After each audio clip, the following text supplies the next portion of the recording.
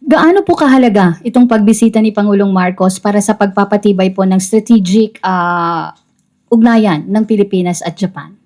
Una-una po, isang karangalan na po sa ating bansa, sa Pangulo, ang maimbitahan ng bansang Japan, ng gobyerno po ng Japan. Isang karangalan po ito.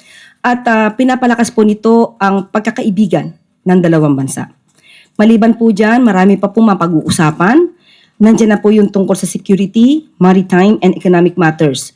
Marami po itong madadala na magiging pabor sa atin, sa ating mga kababayan, lalo-lalo na po yung mga investments, yung mga pagninegosyo sa ating bansa.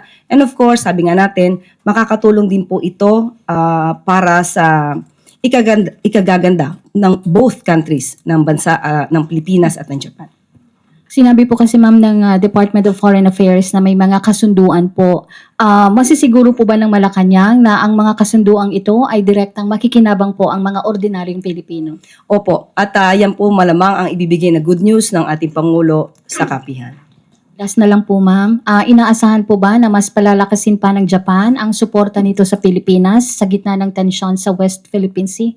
Opo, nararamdaman po natin yan at alam naman po natin na ang mga mamamayan ng bansang Japan ay napaka-honest at kumbaga ay napaka-professional pagdating po sa pakikipag-usap at pakikipagnegosasyon. At kayo rin po, kaninang umaga ay naramdaman niyo po yan.